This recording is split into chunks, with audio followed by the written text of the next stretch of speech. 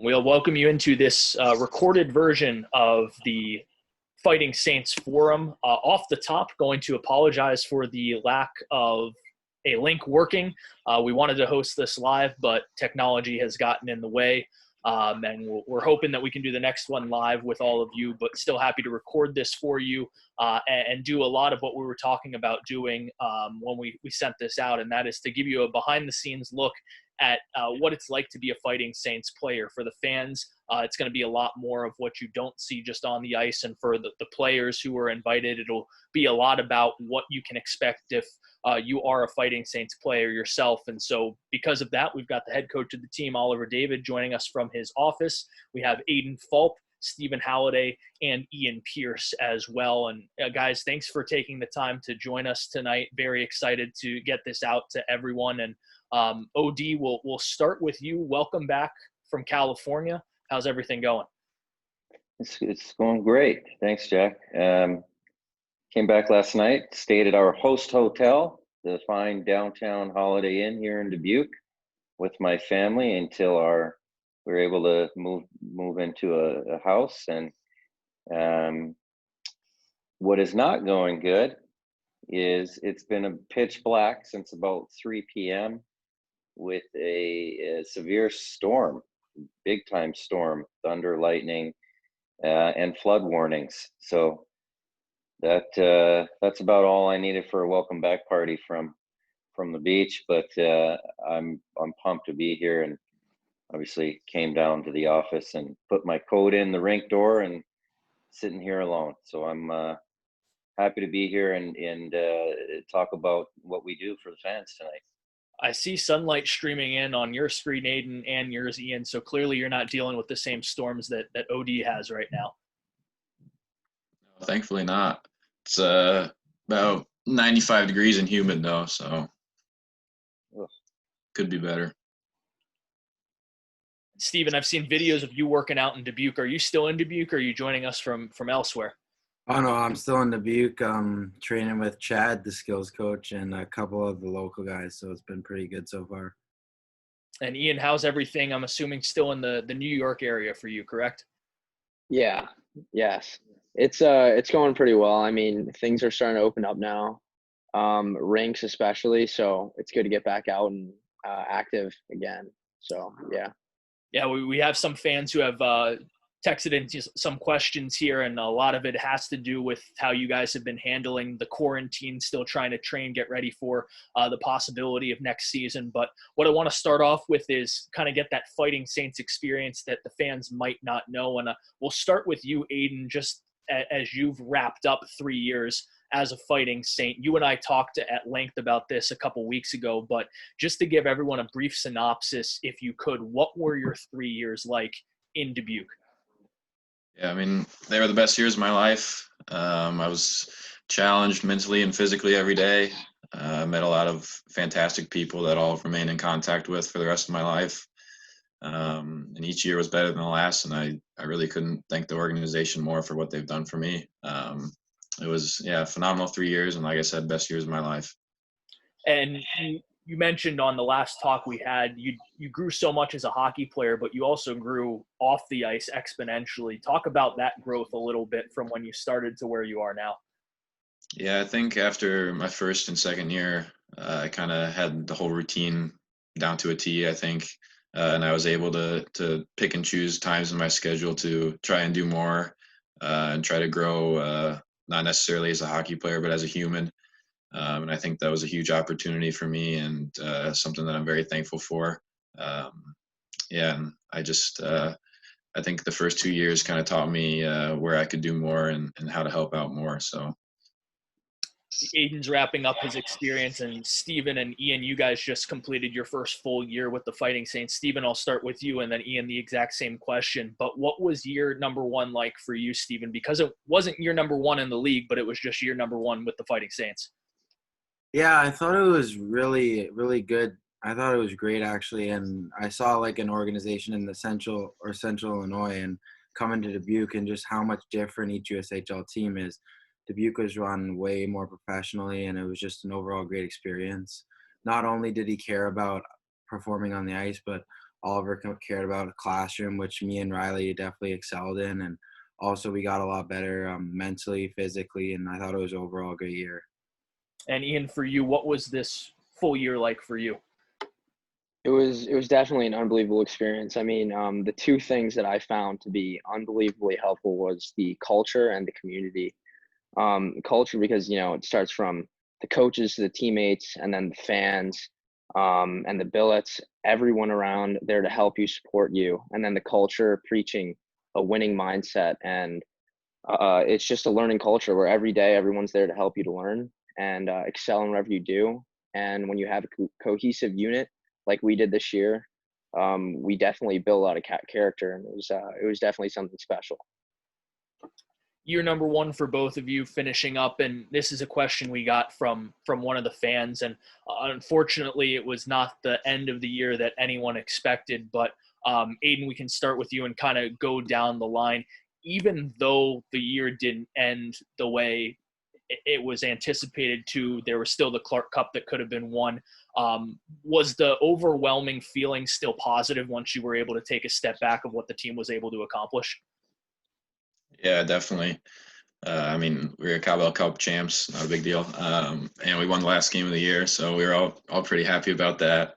But I mean, you look back at the year we had and the awards that were won by, Gaber and Portillo and academic players, Steve-O and Riley, and it was just you can't ask for a better year, in all honesty. And yeah, it was. I'm getting kind of emotional thinking about the end of the year, but it was. Yeah, it's something to be proud of for sure. And I don't think it was. Obviously, it wasn't anyone's first choice of what happened, but looking back on it, it's definitely a positive thing. And Stephen, with a season that had so much promise and really a lot of people talking about the fact that it seemed like it was Dubuque and Chicago heading for a crash course, what are you still able to take away in terms of a positive from this experience, even though it didn't end with the championship that I think everyone was striving for? I think the biggest thing I took away was like a winning culture and how hard it is to win. Being on a losing team the year before really kind of showed me like it sucks to lose and you almost appreciate winning even more. And I thought that everyone did a great job bringing a winning culture. It all started with Fulp. He led by example. He did extra after every day. He led by example, and he showed all the like younger guys like me, Becker, some other guys that like it takes a lot to win in the league, and it was a really good year, and I think I learned a lot. And Ian, you don't have to compliment Aidan just because he's here, but what were the positives for you out of this year? Well, I mean, the fact that our team was so close this year, and it was very disappointing when hearing the news that we had to go home and we would never play on the same team again, as a unit.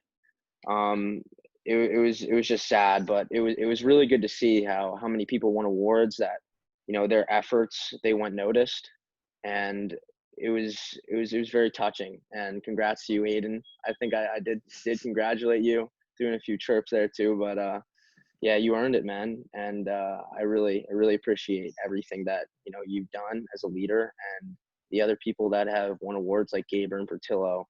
What they did on the team was really something special. Odie, I don't want you to have the office to yourself, just silent all night. So Ian kind of mentioned this already, but he talked about the culture and the community surrounding the Fighting Saints, and it's more than just the hockey team itself. When you're trying to describe what it's like to be a Dubuque Fighting Saint to players and parents that are looking to come into Dubuque, what do you usually tell them? What's kind of the recruiting pitch, if you will?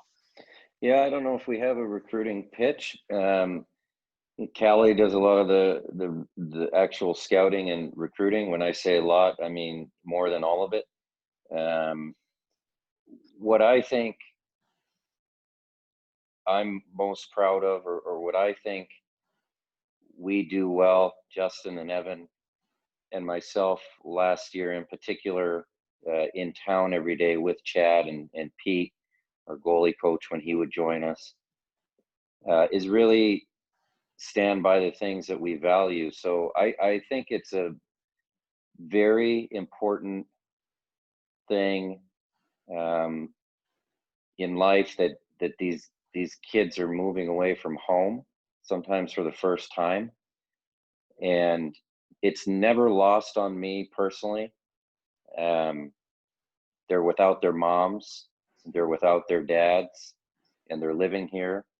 And we are responsible for them, quite literally, along with their fantastic billets.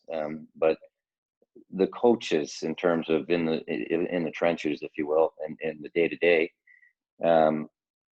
but also responsible to continue some sort of productive development towards, in most of their cases, as Stephen pointed out, continuing an education away from the eyesight of their parents, who have been keeping them in line, presumably, along the way until they move to Iowa, and continuing hockey development, so that when they arrive at university or beyond, especially beyond, for those that want to do, hockey after they're a student, that they're ready for that challenge. So I think what we value is the opportunity to be hockey coaches, and the way that we define coaching every day is making sure we get these guys where they want to go, and they're ready when they get there. After the transition of being here with us, we're part-timers in their life, and maybe we keep contact in later years, but we make sure to do everything we can daily. We try very hard not to waste a day. So no sales pitch there, Jack, but hopefully the values that we covet shine through each day. You mentioned getting players ready, and the USHL, everyone thinks hockey league for first and foremost, and very rightly so, but there's a lot more that goes on than just the hockey aspect of it. And Ian mentioned the community, the culture, a couple pillars that you really preach as well. Can you just talk about the importance of the other stuff that goes into it, not just the team, not just the hockey aspect, but the school, the community, and so on and so forth? Yeah, well, as I mentioned, we value school education and schooling primarily. Really, we spend most of our day on the peripheral. We don't spend much on the X's and O's.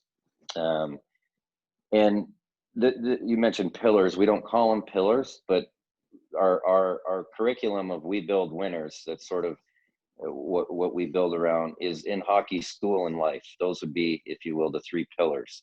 So, I mean, the life part, when you move into a community, you move away from home, you're going to move away to college, you're going to move away maybe for your first job, or move back from college to your hometown for your first job, or a new hockey team. If you continue playing hockey, that most likely is not going to be in your hometown. So you're moving away for that, if that's your first job. So learning how to live with other people for a little while, strangers, meeting new people and integrating quickly in a team, in a town, and in a community overall, and how to navigate that. And most importantly, as Aidan, Ian mentioned about Aidan being rightfully recognized for his efforts, really giving back in a community. And when I say, we talk about these things, these guys can tell you, we really talk about these things. We meet on current events. We meet on past events, historical events. We have a lot of fun, but we also honor holidays, honor birthdays, honor major American benchmarks and world events as well. So what we value is life, school, and hockey. I mean, that's the simple part. How we teach it is where we get into the art and science of things. And we're not scientists or artists necessarily, but we really work to give these guys a leg to stand on and be better for being here and ready for where they're going. Stephen, we won't ask Aidan because he seems to have mastered it as he got the Kurt Hammer Award, the first ever Dubuque Fighting Saint to win the Kurt Hammer Award for his excellence off the ice as well. But just since you're a little bit fresher in the league, what was that learning curve like for you to not just have to focus on hockey, but also have to focus on living by yourself other than a billet family, focusing on your education, focusing on the community aspect? Explain to people, kind of what that transition was like for you. Yeah, like at the beginning of the year, we're divided into like Saint squads essentially, and so each week they will be tasked with different chores. Or one week we'll be doing a community something in the community. One week we'll be on sweeping the sheds, which would be like mopping up the floors or cleaning to make sure it's all cleaned and looks nice in the room. But yeah, I was actually picked up by Fulper. So I got to witness firsthand, and yeah, like I remember we went to the Boys and Girls Club, and Fulper was dunking on some 11-year-old, like having a great time playing basketball with some of the guys. So like it shows like how much they appreciate it, and I got to witness firsthand. But and then the school aspect part of it was it was great. I thought it was a little bit hard waking up in the morning, obviously, but I think we did a good job like balancing school and hockey. Obviously, like on the road trips, Oliver would give us study hall, so me and Stu would always have time to do schoolwork if we were to catch up and stuff like that. And Justin was on top of making sure we did our schoolwork and all that stuff. So some credit goes to those two guys, obviously too. So, Ian, what was your experience like going to those community events? Because as Steven mentioned, a lot of, and Aidan as well, a lot of the Fighting Saints work outside the rink is done in the community. What was your experience like in the Dubuque community? It was definitely fun because you learn different things, and it gives you perspective on what you want to do outside of hockey. It's fun helping people, and by the end, you just want to stay and help out more because the people in the community are there. They're all great people. And it was definitely an interesting experience, especially because I'd always go with my billet mate, Rob. And he was an unbelievable leader. He'd always teach me like the right things to do, how to just keep doing right and by the community, helping out and whatnot. And I think he really helped me want to go out and do more and help people. And I definitely think for the first time, it was a touching experience and something I want to keep doing. And Aidan, lastly for you, again, we talked about this before, but on the education side of things, that's a huge part because most players in this league go on to D1 hockey, and to play D1 hockey, you have to be able to focus on the education portion of college as well and making sure you're ready for that. How big of a role does Joanne Gibson play in all that? Because her name seems to be mentioned by every single player that I talk to when it comes to the education portion. Yeah, and I think her name gets mentioned rightfully so because she's the backbone of the education on the whole team. She does a phenomenal job. Probably doesn't get enough credit, even though she's mentioned a lot. But I mean, she's really the best. Like, if you need anything, you need help, tutoring, seriously anything, education related or not, like she's there. She would make desserts for us sometimes and help us with school and all that stuff. And I mean, she's a phenomenal lady, and she did a wonderful job this year, every year. And we're now going to get into some fan questions here because we actually have quite a few. So I want to make sure that everyone is recognized. We talked about a few already, but I'll ask this to every single player because there might be a slightly different answer. But a couple of you have already mentioned about how close the team was this year. Aidan, we'll start with you. Was there any one reason or a couple reasons why you felt the team was as closely knit as they were this year? I think part of it was during preseason we were killing teams. We went undefeated, and we kind of realized how good we could be. And I think that kind of just created that positive morale, and everybody just locked together right away and kind of knew what we could do and what we were capable of. Along with that, we had so many natural leaders in the locker room this year, like Robinson, Taylor, Gaber, Reggie, the list goes on, Schulteis, and Venuto. Like, everybody was a natural leader this year. And I mean, there was no separation between anybody. Like, we're here, we want to win a championship, we want to get better, we want to make each other better, we want to win the championship, and we're all fighting Saints. And I think just knowing that everyone's Saints, like there's no rookies, vets, anything like that. It's just you're a fighting Saint, and you come here to get better, make each other better, and win a championship. So. Stephen, what was it like for you, year number 2, jumping into a team that had so many veterans? Did you feel immediately that it was going to be a close-knit group of guys? Yeah, for sure.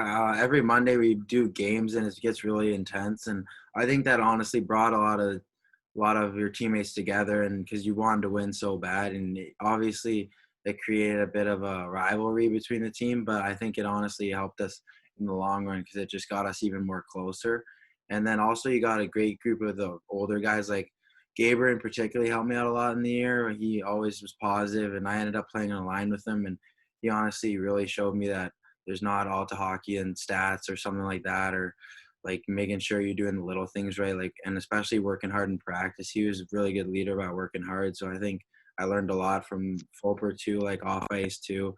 So I think I learned a lot from guys that were the older and more experienced, even though that I'm second year in the league, but I still think that some of the other guys brought a lot of experience, and it really helped me out this year.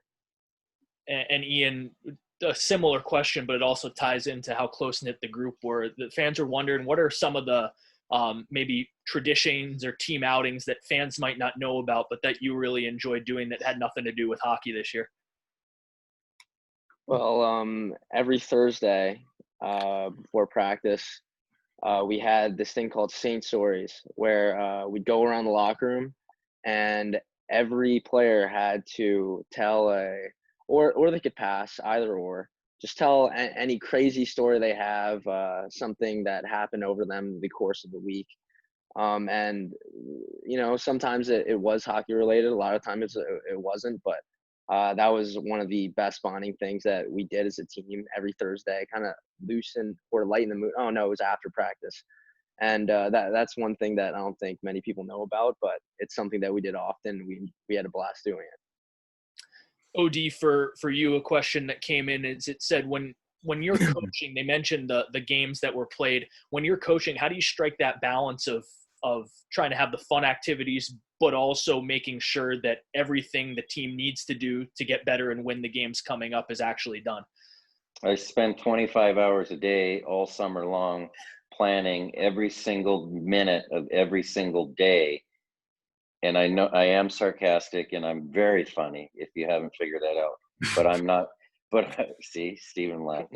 But I'm not joking. Not 25 hours a day. We can all do normal math. But as much thought energy as I have, I spend trying to visualize and conceptualize what we want days and weeks to look like. And this year we had 2 new assistant coaches join us for their first year in the USHL, Evan and Justin Hale, Evan Dixon. And they'll be joining us next season as well. So I did a lot of that on my own last summer, and we will do all of these things. So here's my warning to those 2 guys: all of these things together, 25 hours a day, as soon as we can, as soon as we know when our game schedule comes out. So all joking aside, Jack, to answer the question, that is the bulk of the job. Logistics, planning, the day, not just drills, the day. What does a Monday look like? What do we want it to feel like? More importantly, like Stephen mentioned, okay, if we're going to do that on a Monday, what does a Tuesday probably logically have to look and feel like? Okay, let's make sure we get what we need done on a Tuesday and a Wednesday and so on. We work backwards from our game schedule. So as soon as the game schedule comes out, we build the daily schedule. And the only thing we have hanging in our locker room is the day-to-day is the way. So our energy and our focus and all of our ideas, anything we want to do, we have days assigned for different categories that we want to get accomplished. So we break it down to the day and break that day down to the minute. And we build our energy throughout the week to make sure, we're not exhausted on the weekends. The next question I have, I think I might just take this one unless anyone else knows the exact figure, but it says how many USHL players play D1 hockey every single year? Does anyone have that statistic off the top of their head? I don't know. No. Yeah. So I just talked to Luke Karate, who is a former Fighting Saint. He's the director of player personnel, and I believe the stat he said was over 95% of all players last year went on to play some form of Division I hockey. So to answer that person's question, nearly everyone that plays in the USHL will go on to play Division I hockey, and it's continued to grow as the league has grown itself. The next question we have is, it says top 3 things that you've learned from your time in the USHL, either from a coach, from other players. So since we have 3 players participating here, we'll go down the line, start with Aidan. One thing that's been really important, whether it's been from Oliver, assistant coach, or a player as well, that you really took to heart at your time in the USHL. Yeah, I think the biggest thing would be kind of like Oliver was just saying, but managing the day, breaking it down to the hour, to the minute, and really just planning your day for the things that you want to get better at and the ways that you want to excel. And I think that's been huge for me, especially in my development.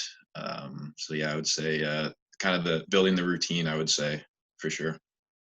Steven, how about you? Yeah, I would say pretty much the same thing. Like making sure you're doing like little things right. Like if something's bothering you, you don't want it to nag on, so you got to get that treated. Or drinking water. Towards the end of the year, we all got big jugs and we had our lines like that we had to finish by the hour. So I think hydration's a big key throughout the day, and taking your rest when you need it, because it's a long season. So you got to make sure you're rested and you're ready to go every game. Ian, there was a separate question directed just at you, and I guess you could probably combine these two if you wanted, but it says, what words of coaching wisdom have been most important to you in your career? That's a good question. I think that patience, just simply patience, and one phrase that I really like, simply whatever it takes. Patience and perseverance. That's something that I've always been taught, and on this team that preaches a winning culture, the most important thing I think was to never compromise and never be casual. And for every player on our team, it really worked out well. And it was very easy to come into an environment that preached these things, these winning habits. And I think that patience was probably one of the best things that I've actually been able to incorporate into a season, because it's a long season, and it was very useful. Yeah, the one that always stuck to me from OD was when he said, "See you next time." And people think it's a joke, but the more I thought about it, the more I thought, yes, there's going to be a next time. Even if you don't do something right this time, there's going to be a next time. So it's probably not at all what you intended there, and that's just me joking a little bit. But see you next time is one of my favorite OD-isms, so had to throw that one in there as well. That's Trademark. Correct? Trademark. Trademark. Trademark, right. We have to trademark Man up Monday. verbal trademark. For all the players again, and for you as well, OD, what have you been doing? We'll start with you actually, OD. What have you been doing to prepare for the upcoming season, as this has been a much different off season for a lot of people than normal? Before I answer that, just 20 seconds here. The things that these 3 guys just said, I mean, starting with Fulp and going all the way through, it's exciting to hear kids say that. We don't necessarily talk about these things all the time. We just act this way and behave this way and hope that we're accomplishing these things. We do check in, we do make sure things are on track, but to hear them say it months removed, and a couple of these guys are playing for us again next year, it's really exciting. I mean, it's like a teacher or a parent, and in this case a teacher is the example of building a curriculum, and they got to test out at the end of the year, and you hope that they've improved their skill set. And in this case, what we value is what Fulp is talking about. He's ready to go to school. He understands he's got to have some concept of planning a day. There's going to be plenty of opportunity to get off that road and a decision to make on staying on it over and over and over and over and over. And he's got a leg to stand on. He's got a foundation that he can build a college career over on the ice, around on the ice. And obviously he's going to be able to get to class just fine, if you can't tell. And each one of these guys gave an example like that. I mean, it's priceless, you know. So I'm filled up.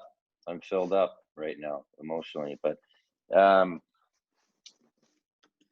what was your question, Jack? Yeah, that 20 seconds ran a little long. That's my 20 seconds. That's 20 seconds in my world. What was your question? Sorry. The question was just preparation for the upcoming season, as there's different things going on. Yeah. Well, I did. Today is July 9th, 2020. I am back in Dubuque, and we are preparing for main camp, which is a go. In the next 2 weeks, we will be tackling that and making sure we do what we can to have the best one we can in these times. We do not know a start date yet. The USHL has not given a start date. So I am honestly trying to go a little bit slower than usual, just mentally. Because as these guys have mentioned, when things get going, they go fast enough, and there's plenty to focus on. So I'm not in full coaching mode, to be fully transparent. I am enjoying a step back, but I'm fully ready to engage when the time comes. So that's what I'm doing. I'm trying to kick back and relax a little bit, Jack. Steven, you mentioned you're in Dubuque training with Chad. When were you finally able to start getting back on the ice? Because I know there was a huge hiatus for just about every hockey player at every level.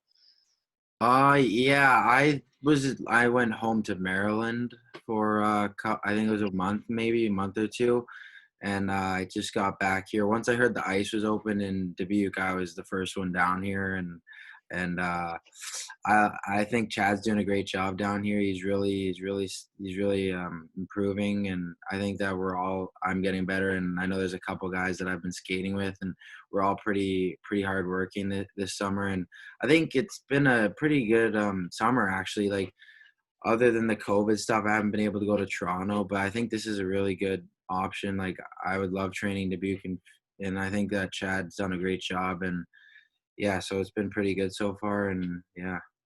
Aidan, I kind of imagine the training in Indiana. It's like Rocky IV when he goes to the cabin before he fights Drago, and he's just using anything he can find to lift and train. Am I picturing that wrong, or is that about what you've been doing?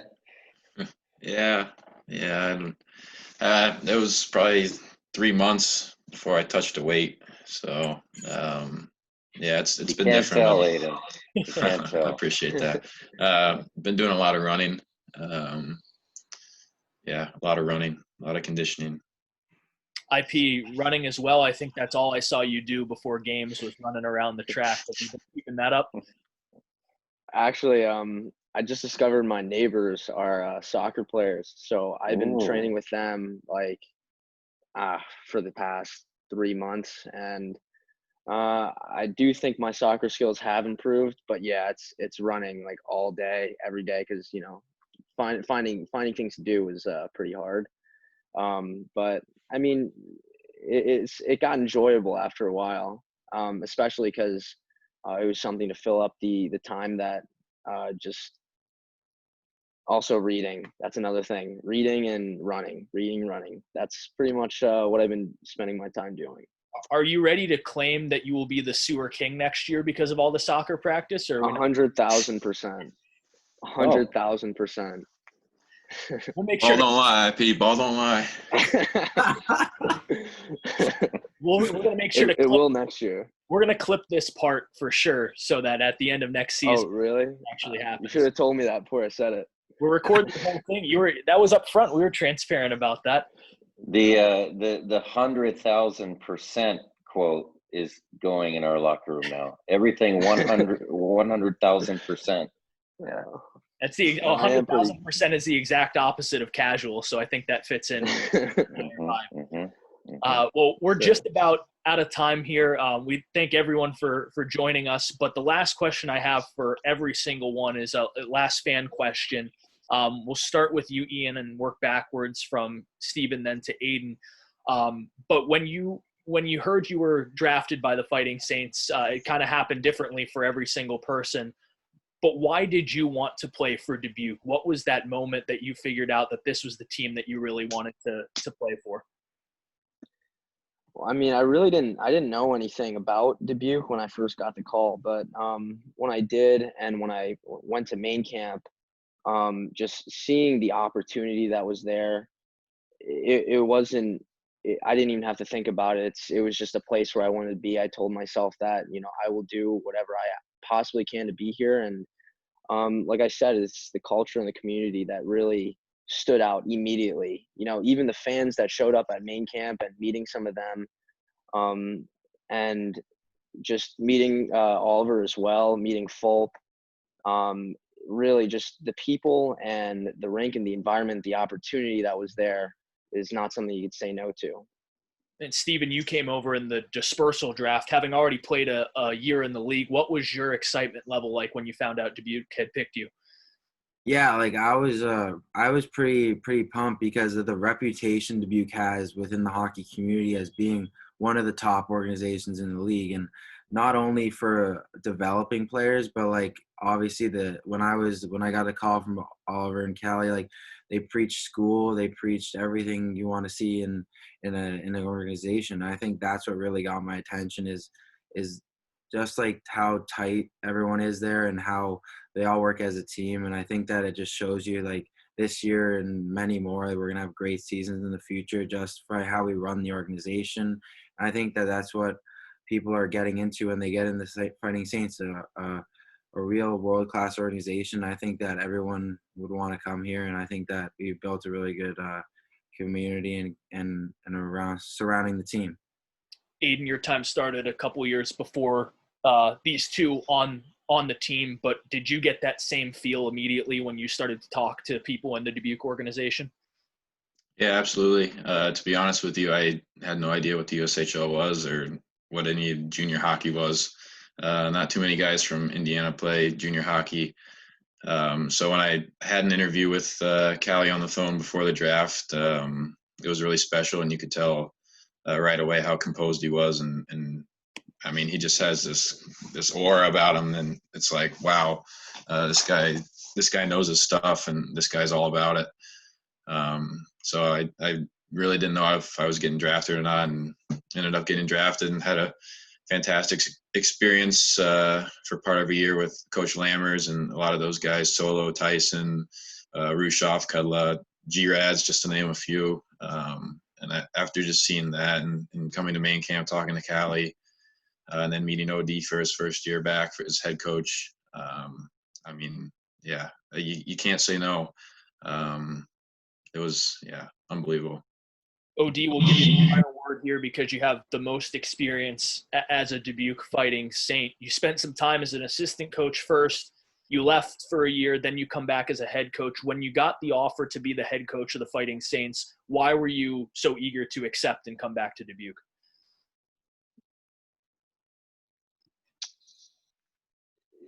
The opportunity to be a head coach for our club is probably one of the most coveted jobs in junior hockey, if not even in a broader spectrum than that. Maybe even when you consider some pro around the world or some different levels. There's a lot of different ways you can go in hockey. And as these guys have mentioned, the opportunity is priceless. That is the first thing, the opportunity to be a head coach of this team. The other 1A, I would say that is, and 1B was I think that one thread that has run through this whole thing is, I mean, you've led a little bit with community and camaraderie and these different things, but you can tell that these guys feel connected to something and no one's doing it alone. And Callie and I were friends long before Dubuque.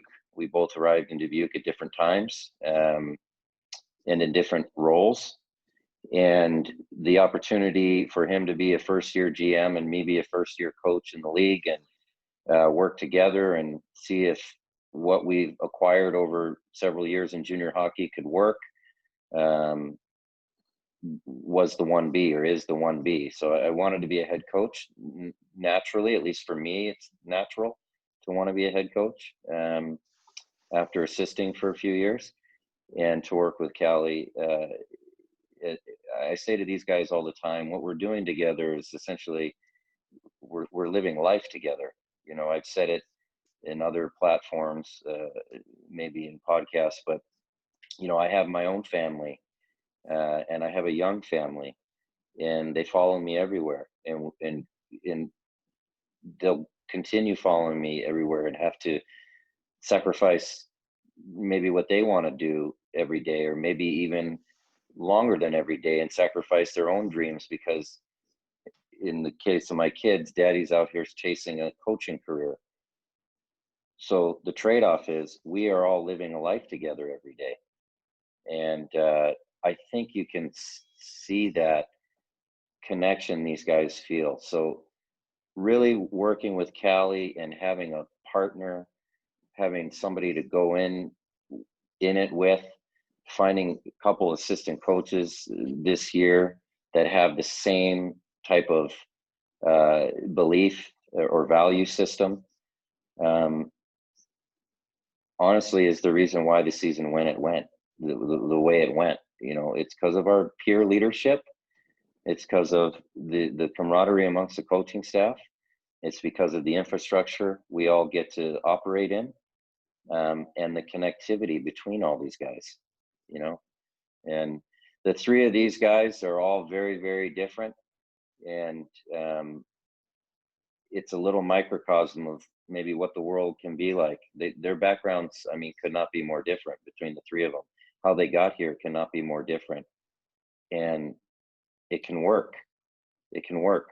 So that's why I came back, to see if what I thought hockey coaching was and playing hockey could look like could work. And I mean, if you can't sense it already, I am beyond appreciative and grateful for being able to coach kids like this and have this logo with the halo above my head. It's probably the only time I've had a halo over my head, but I certainly enjoy it.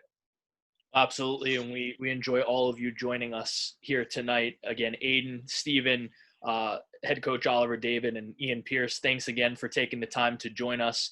We'll apologize at the end again for the technical difficulties, but we're glad to get you this out in some shape or form. So to everyone on this Zoom call, take it easy, stay safe, and I know I'll be seeing a couple of you pretty soon here for main camp. See you next time. Thanks, Jack. See you next time.